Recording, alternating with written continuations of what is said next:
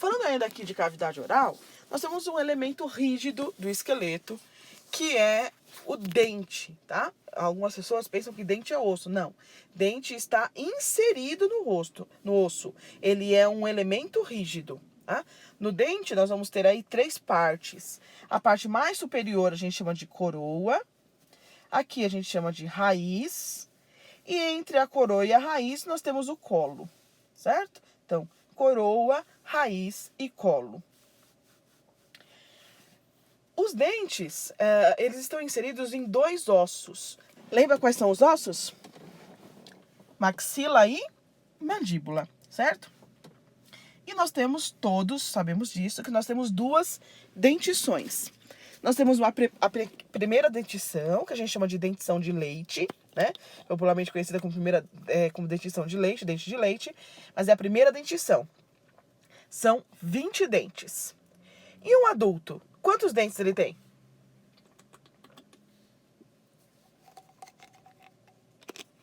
Pensou? 32, tá? Um adulto tem 32 dentes. Esses dentes são aqui. Os primeiros, que nós vamos ver aqui, são os incisivos. São 8 incisivos, tá? 4 superiores e 4 inferiores. São os mais centrais na sua boca, tá? São os dentes incisivos. Eles têm, geralmente, uma única raiz. A coroa deles é reta, né? E é relativamente fininha. A função deles é de cortar o alimento. Logo depois dos incisivos, que são os 4 centrais, né? Aqui, se você olhar no espelho, você vai ver os seus 4 dentes centrais superiores e inferiores. Logo ao redor deles, ao lado deles, margeando eles, nós vamos ter mais 4 dentes, 2 superiores e 2 inferiores, que são os caninos. Que ele tem a coroa, olha, um pouco mais pontiaguda, tá? Então, são os caninos. Também tem uma única raiz, assim como o incisivo.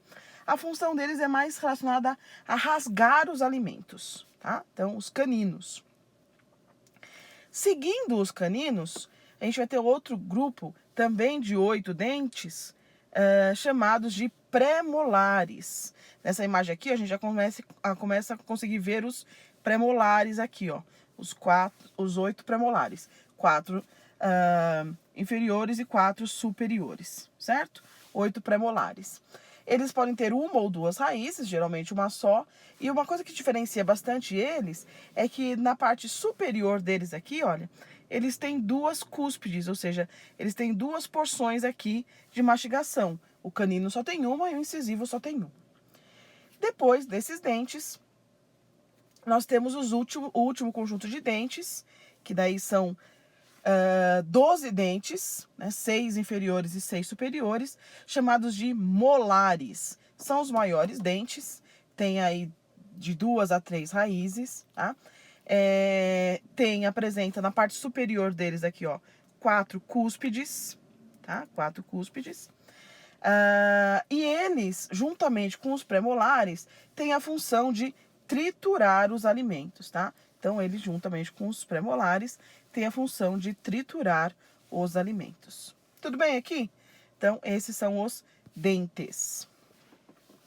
Já que a gente está aí falando de dente e tal, vamos falar um pouquinho sobre os músculos da mastigação. Nós já estudamos esses músculos lá na nossa aula de músculos, mas só para recordar. Então, esse músculo que está aqui recobrindo o osso temporal recebe o mesmo nome que o osso, certo? Então, músculo temporal.